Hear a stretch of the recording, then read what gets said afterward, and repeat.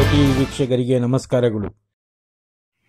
ಪ್ರಧಾನಿಯವರ 75ನೇ ಹುಟ್ಟುಹಬ್ಬದ ನಿಮಿತ್ತ ಸ್ವಚ್ಛತಾ ಅಭಿಯಾನ, ರಕ್ತದಾನ, ವಿಶೇಷ ಪೂಜೆ. ಭಾರತ ವಿಶ್ವಗುರುವಾಗಲು ಮೋದಿ ನಾಯಕತ್ವ ಅಗತ್ಯ. ಮಾಜಿ ಸಂಸದ ಮುನಿಸ್ವಾಮಿ. ಸುದ್ದಿಯ ವಿವರ. ಭಾರತ ವಿಶ್ವಗುರುವಾಗಲು ಹಗಲಿರುಳು ನಿಸ್ವಾರ್ಥತೆಯಿಂದ ದೇಶಕ್ಕಾಗಿ ದುಡಿಯುತ್ತಿರುವ ನರೇಂದ್ರ ಮೋದಿಯವರ ಜನಪರ ಕಾಳಜಿ, ದೇಶದ ಸಮಗ್ರ ಅಭಿವೃದ್ಧಿ, ಭಯೋತ್ಪಾದನೆಯನ್ನು ಬೇರು ಸಮೇತ ಕಿತ್ತೊಗೆಯುವ ದಿಟ್ಟತನದ ನಿರ್ಧಾರಗಳಿಂದಾಗಿ ಇಡೀ ವಿಶ್ವವೇ ಭಾರತದತ್ತ ತಿರುಗಿ ನೋಡುವಂತಾಗಿದೆ ಎಂದು ಮಾಜಿ ಸಂಸದ ಎಸ್. ಮುನಿಸ್ವಾಮಿ ತಿಳಿಸಿದರು. ನಗರದಲ್ಲಿ ಮೋದಿಯವರ 75ನೇ ಹುಟ್ಟುಹಬ್ಬದ ಅಂಗವಾಗಿ ಸ್ವಚ್ಛತಾ ಅಭಿಯಾನ, ರಕ್ತದಾನ, ಗಿಡ ನೆಡುವ ಕಾರ್ಯಕ್ರಮ, ರೋಗಿಗಳಿಗೆ ಹಣ್ಣು ಹಂಪಲು ವಿತರಣೆ, ದೇವಾಲಯಗಳಲ್ಲಿ ವಿಶೇಷ ಪೂಜೆ, ಅಭಿಷೇಕ ಮತ್ತಿತರ ಕಾರ್ಯಕ್ರಮಗಳಿಗೆ ಚಾಲನೆ ನೀಡಿ ಅವರು ಮಾತನಾಡುತ್ತಿದ್ದರು. ನಗರದ ಜಿಲ್ಲಾಸ್ಪತ್ರೆ ಆವರಣದಲ್ಲಿ ಬಿಜೆಪಿ ಕಾರ್ಯಕರ್ತರು, ಮುಖಂಡರೊಂದಿಗೆ ಸೈನಿಕ್ ಪಬ್ಲಿಕ್ ಶಾಲೆ, ಚನ್ನೇಗೌಡ ನರ್ಸಿಂಗ್ ಕಾಲೇಜು ಆಶ್ರಯದಲ್ಲಿ ಸ್ವಚ್ಛತಾ ಅಭಿಯಾನ ನಡೆಸಿ ಮಾತನಾಡಿದ ಅವರು, ಮೋದಿಯವರ ಕನಸಿನ ಸ್ವಚ್ಛ ಭಾರತ ಅಭಿಯಾನವನ್ನು ಅವರ ಹುಟ್ಟುಹಬ್ಬವಾಗಿ ಸೆಪ್ಟೆಂಬರ್ 17ರಿಂದ ಆಗಸ್ಟ್ 2ರ ಗಾಂಧಿ ಶಾಸ್ತ್ರಿ ಜಯಂತಿವರೆಗೂ ಮುಂದುವರಿಸಿಕೊಂಡು ಹೋಗುವುದಾಗಿ ತಿಳಿಸಿದರು. ದೇಶದಲ್ಲಿ ಭಯೋತ್ಪಾದನೆ ದಾಳಿಗಳಾದ ಸಂದರ್ಭದಲ್ಲಿ ಹಿಂದಿನ ಸರ್ಕಾರಗಳು ಎಚ್ಚರಿಕೆಯ ಹೇಳಿಕೆಗಳಿಗೆ ಸೀಮಿತವಾಗಿತ್ತು. ಆದರೆ ಮೋದಿಯವರ ದಿಟ್ಟತನ ನಿರ್ಧಾರಗಳಿಂದ ನಮ್ಮ ವೀರ ಯೋಧರು ಪಾಕಿಸ್ತಾನದಲ್ಲಿನ ದುಷ್ಟರ ಶಿಬಿರಗಳ ಮೇಲೆ ವಾಯುದಾಳಿ ಮಾಡಿ ಧ್ವಂಸ ಮಾಡಿತು. ಆಪರೇಷನ್ ಸಿಂಧೂರ್ ಮೂಲಕ ಇಡೀ ವಿಶ್ವಕ್ಕೆ ಭಾರತವನ್ನು ಕೆಣಕಿದರೆ ಬಿಡುವುದಿಲ್ಲ ಎಂಬ ಸ್ಪಷ್ಟ ಸಂದೇಶವನ್ನು ಮೋದಿ ನೀಡಿದರು ಎಂದು ತಿಳಿಸಿದರು. ಜಿಎಸ್ಟಿ ಕಡಿಮೆ ಮಾಡುವ ಮೂಲಕ ಇಡೀ ದೇಶದ ಬಡವರು, ಮಧ್ಯಮ ವರ್ಗದ ಜನತೆಯ ಹಿತರಕ್ಷಣೆ ಮಾಡುವ ಅಭೂತಪೂರ್ವವಾದ ನಿರ್ಧಾರ ಕೈಗೊಂಡ ಮೋದಿ ಸರ್ಕಾರ ಇಡೀ ವಿಶ್ವವೇ ಭಾರತದ ಆರ್ಥಿಕ ಅಭಿವೃದ್ಧಿಗೆ ತಲೆದೂಗುವಂತೆ ಮಾಡಿ ತೋರಿಸಿದ್ದಾರೆ ಎಂದರು. ದಿನದ 18 ಗಂಟೆಗಳ ಕಾಲ ದೇಶಕ್ಕಾಗಿ ದುಡಿಯುವ ಮೋದಿಯವರ ಕುರಿತಾದ ವಿರೋಧ ಪಕ್ಷಗಳ ಟೀಕೆಗೆ ತಿರುಗೇಟು ನೀಡಿದ ಅವರು, ಅಧಿಕಾರ ಸಿಗದೆ ಹತಾಶ ಆತ್ಮಗಳು ಹೇಳುವ ಮಾತುಗಳಿಗೆ ಜನತೆ ತಲೆಸೆ ಕೊಡಿಸುವುದಿಲ್ಲ ಎಂದು ವ್ಯಂಗ್ಯವಾಡಿ, ಭ್ರಷ್ಟರು, ಭಯೋತ್ಪಾದಕರಿಗೆ ದೇವರು ಒಳ್ಳೆಯ ಬುದ್ಧಿ ನೀಡಲಿ ಎಂದರು. ದೇಶವನ್ನು 70 ವರ್ಷ ಆಳಿದ ಕಾಂಗ್ರೆಸ್ ಮತಗಳ್ಳತನವನ್ನೇ ತನ್ನ ಅಸ್ತ್ರವಾಗಿಟ್ಟುಕೊಂಡಿತ್ತು ಎಂಬ ಅನುಮಾನ ದೃಢಗೊಳ್ಳುತ್ತಿದೆ. ಅತ್ತ ರಾಹುಲ್ ಗಾಂಧಿ ಅವರು ಮೋದಿ ವಿರುದ್ಧ ಮತಗಳ್ಳತನ ಮಾಡುತ್ತಿರುವಾಗಲೇ ಜಿಲ್ಲೆಯ ಮಾಲೂರಿನ ಶಾಸಕರು ಅಸಿಂಧುವಾಗಿದ್ದು ಯಾರು ಮತಕಳ್ಳರು ಎಂಬ ಸತ್ಯವನ್ನು ಜನರಿಗೆ ತಲುಪಿಸಿದ್ದಾರೆ ಎಂದು ಲೇವಡಿ ಮಾಡಿದರು.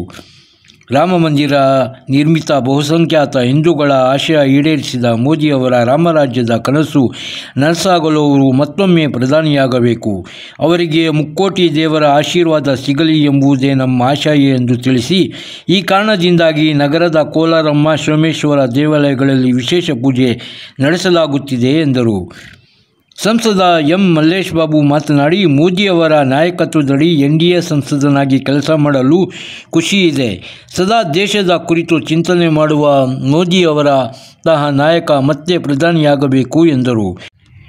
ಬಿಜೆಪಿ ಜಿಲ್ಲಾಧ್ಯಕ್ಷ ಓಂ ಶಕ್ತಿ ಚಲಪತಿ ಮಾತನಾಡಿ, ಮೋದಿಯವರ ನಿಸ್ವಾರ್ಥ ದೇಶ ಸೇವೆ, ಭ್ರಷ್ಟಾಚಾರ ನಿರ್ಮೂಲನೆಯ ಸಂಕಲ್ಪದಿಂದಾಗಿ ಇಂದು ಭಾರತ ವಿಶ್ವಮಾನವಾಗಿದೆ.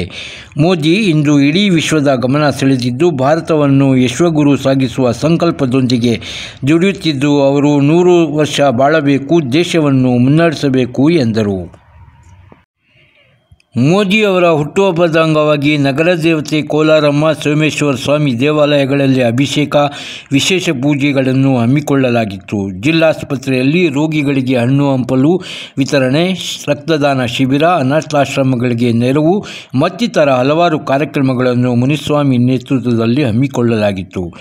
ನಗರಸಭಾ ಸದಸ್ಯ ಪ್ರವೀಣ್ ಗೌಡ, ಬಿಜೆಪಿ ಮುಖಂಡರಾದ ಅರುಣಮ್ಮ, ಅಪ್ಪಿ ನಾರಾಯಣಸ್ವಾಮಿ, ಕಾಡುಗುರು, ನಾಗಭೂಷಣ್, ಮುನೇಗೌಡ, ಬಜರಂಗ ದಳದ ಬಾಲಾಜಿ, ಸವಿತಮ್ಮ, ತಿಮ್ರಾಯಪ್ಪ, ನಾಮಲ, ಮಂಜು, ಶ್ರೀನಿವಾಸ್, ಗಾಂಧಿನಗರ ಮಹೇಶ್, ಕೆಂಬೋಡಿ ನಾರಾಯಣಸ್ವಾಮಿ, ಪ್ರಭುಗೌಡ, ಗಾಂಧಿನಗರ ವೆಂಕಟೇಶ್, ಸತೀಶ್, ರೂಪೇಶ್, ಸಂಪತ್, ವಂದೇ ಮಾತರಂ, ರತ್ನಮ್ಮ, ಮೋಹನ್, ಜೆಡಿಎಸ್ ಮುಖಂಡ ಬಣಕನಹಳ್ಳಿ ನಟರಾಜ್ ಮತ್ತಿತರರು ಉಪಸ್ಥಿತರಿದ್ದರು. ವರದಿ ಪರ್ವೀಜ್ ಅಹಮದ್.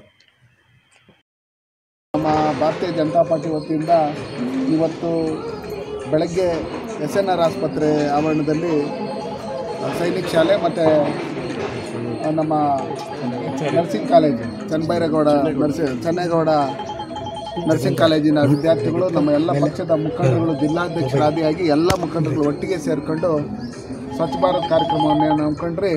ತದನಂತರ ಇವತ್ತು ಸೋಮೇಶ್ವರ ದೇವಸ್ಥಾನದಲ್ಲಿ ಮತ್ತು ಕೋಲಾರಮ್ಮನ ದೇವಸ್ಥಾನದಲ್ಲಿ ಅಭಿಷೇಕ ಮಾಡೋದ್ರ ಮುಖಾಂತರ ಆ ಭಗವಂತ ನರೇಂದ್ರ ಮೋದಿಜಿ ಅವ್ರಿಗೆ ಒಳ್ಳೇದು ಮಾಡಲಿ ಅಂತೇಳಿ ನಾವೆಲ್ಲರೂ ಪ್ರಾರ್ಥನೆ ಮಾಡ್ಕೊಂಡಿದ್ದೀವಿ. ಅದ್ರ ಜೊತೆಯಲ್ಲಿ ಇವತ್ತು ಅನಾಥಾಶ್ರಮ, ವೃದ್ಧಾಶ್ರಮದಲ್ಲಿ ಅವರ ಅನ್ನದಾನ ಮಾಡೋಂಥದ್ದು, ಮತ್ತು ನಮ್ಮ ಆಸ್ಪತ್ರೆಗಳಿಗೆ SNR ಆಸ್ಪತ್ರೆ ಇರ್ಬೋದು, ಬಂಗಾರಪೇಟೆ ಆಸ್ಪತ್ರೆ ಇರ್ಬೋದು, ಇಲ್ಲೆಲ್ಲ ನಾವು ಹಣ್ಣು ಹಂಪಲುಗಳನ್ನು ಹಂಚೋಂಥದ್ದು, ರಕ್ತದಾನ ಶಿಬಿರವನ್ನು ಮಾಡೋಂಥದ್ದು, ಈ ಸೇವಾ ಇದು ಮಾಡ್ಕೊಂಡಿದ್ದಾರೆ. ಇದನ್ನೆಲ್ಲ ನಾವು ಪ್ರತಿದಿನ ಇವತ್ತೇನು ನಾವು 17ನೇ ತಾರೀಕು ನರೇಂದ್ರ ಮೋದಿಜಿಯವರ ಹುಟ್ಟುಹಬ್ಬದಂದು ಶುರು ಮಾಡಿದ್ರಿ. ಇದು ಬರೋ ತಿಂಗಳು 2ನೇ ತಾರೀಕುವರೆಗೂ ಲಾಲ್ ಬಹದ್ದೂರ್ ಶಾಸ್ತ್ರಿ ಮತ್ತು ಗಾಂಧೀಜಿಯವರ ಜನ್ಮ ದಿನಾಂಕದವರೆಗೂ ನಾವು ನಿರಂತರವಾಗಿ ಇದನ್ನು ಎಲ್ಲ ಕಡೆಯೂ ಮಾಡ್ತಾಯಿದ್ದೀರಿ. ತಾಯಿ ಹೆಸರುಗಳನ್ನು ಗಿಡ ನೆಡೋಂಥ ಕೆಲಸಗಳನ್ನು ಮಾಡಿ ಹಸಿರೇ ಉಸಿರು ಅಂತ ಹೇಳಿ ಪರಿಸರವನ್ನು ಉಳಿಸ್ಬೇಕು ಅನ್ನೋ ನಿಟ್ಟಿನಲ್ಲಿ ಸನ್ಮಾನ್ಯ ನರೇಂದ್ರ ಮೋದಿಯವರು ಹಾಕ್ಕೊಟ್ಟಿರ್ತಕ್ಕಂಥ ಹೆಜ್ಜೆ ಏನಿದೆ, ಅವರು ದೇಶಕ್ಕೆ ಕೊಟ್ಟಿರ್ತಕ್ಕಂಥ ಕೊಡುಗೆಗಳೇನಿದೆ, ಎಲ್ಲ ಈ ದೇಶದಲ್ಲಿರ್ತಕ್ಕಂಥವ್ರಿಗೆಲ್ಲ ದೇಶದ ಬಗ್ಗೆ ಅಭಿಮಾನ ಬರಬೇಕು. ಈ ಯಾರು ಭ್ರಷ್ಟರಿದ್ದಾರೆ, ಯಾರು ದೇಶ ವಿರೋಧಿಗಳಿದ್ದಾರೆ, ಅವರಿಗೆ ಒಳ್ಳೆ ಬುದ್ಧಿ ಕೊಡಬೇಕು ಅಂತೇಳಿ ಆ ಭಗವಂತ ನರೇಂದ್ರ ಮೋದಿ ಅವರು ಇದು ಹುಟ್ಟುಹಬ್ಬದ ಶುಭಾಶಯಗಳು. ಅವರಿಗೆ ಸ್ವಂತ ಹೋಗಿ ವಿಶ್ ಮಾಡೋಕ್ಕಾಗಲ್ಲ ಪ್ರಧಾನಮಂತ್ರಿಗೆ ಇವತ್ತು, ಆದರೆ ಜನಕ್ಕೆ ಸೇವೆ ಮಾಡಿಕೊಂಡು ಏನು ಅವರು ಸ್ವಚ್ಛ ಭಾರತ್ ಮಿಷನ್ ಅವರಾಗಿ ಆರೋಗ್ಯ ವಿಷಯದಲ್ಲಿ ಇವತ್ತು ಏನೋ ಒಂದು ಪ್ರೋಗ್ರಾಮ್ ಲಾಂಚ್ ಮಾಡ್ತಾರೆ. ಅದರ ಮುಖಾಂತರ ಜನಕ್ಕೆ ಏನೋ ಒಂದು ಸೇವೆ ಮಾಡಬೇಕು ಅಂತ ಇಚ್ಛೆ ಇದೆ ಅವರಿಗೆ. ಅದೆಲ್ಲ ಇವತ್ತು ಅವ್ರಿಗೆ ಒಳ್ಳೆಯದಾಗಲಿ ಅಂತ ಇವತ್ತು ಹೆಣ್ಣು ಮಕ್ಕಳು ಮತ್ತು ಏನು ಇವತ್ತು ಪ್ರೋಗ್ರಾಮ್ ಮಾಡ್ತಾರೋ ಇಂಪಾರ್ಟೆನ್ಸ್ ಹೆಣ್ಣು ಮಕ್ಕಳಿಗೆ ಮತ್ತು ಮಕ್ಕಳಿಗೆ ಅವ್ರದ್ದು ಮತ್ತು ಜನರ 140 ಕೋಟಿ ಜನತೆ ಆಶೀರ್ವಾದ ಅವ್ರ ಜೊತೆ ಇದ್ದೇ ಇರುತ್ತೆ ಅಂತ ಒಂದು ನಂಬಿಕೆ ನಮಗೆಲ್ಲ ಇದೆ. ಇಡೀ ಪ್ರಪಂಚದಲ್ಲಿ ಈಗಾಗಲೇ ಎಲ್ಲ ನಾಯಕರು ಫೋನ್ ಮಾಡಿ ಮಾತಾಡಿರ್ತಾರೆ ಮೋದಿ ಸರ್ ಬಗ್ಗೆ. ನಮ್ಮ ಕಡೆಯಿಂದ ಸಮಸ್ತ ನಾಡಿನ ಜನತೆಯಿಂದ ಅವ್ರಿಗೆ ಹುಟ್ಟುಹಬ್ಬದ ಶುಭಾಶಯಗಳು. ನಮ್ಮೆಲ್ಲರ ನೆಚ್ಚಿನ ಪ್ರಧಾನಮಂತ್ರಿಗಳಾದಂಥ ನರೇಂದ್ರ ಮೋದಿಜಿಯವರ ಜನ್ಮದಿನದ ಪ್ರಯುಕ್ತ ಈ ದಿನ ಬೆಳಗ್ಗೆಯಿಂದ ನಾವು ಜಿಲ್ಲೆಯಾದ್ಯಂತ ಸರ್ಕಾರಿ ಶಾಲೆಗಳಲ್ಲಿ ಸ್ವಚ್ಛ ಭಾರತ್ ಕಾರ್ಯಕ್ರಮ ಮತ್ತು ನಮ್ಮ ಏನು ಆಸ್ಪತ್ರೆಯಲ್ಲಿ ಚಿಕಿತ್ಸೆ ಪಡಿತಾ ಇರತಕ್ಕಂಥ ಹೊರರೋಗಿಗಳಿಗೆ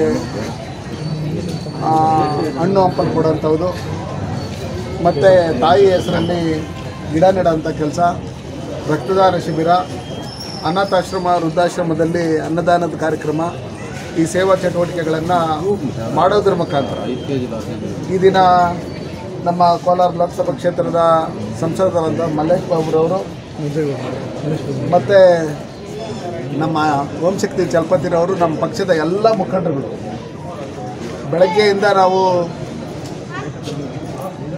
ನಮ್ಮ ನರ್ಸಿಂಗ್ ಕಾಲೇಜು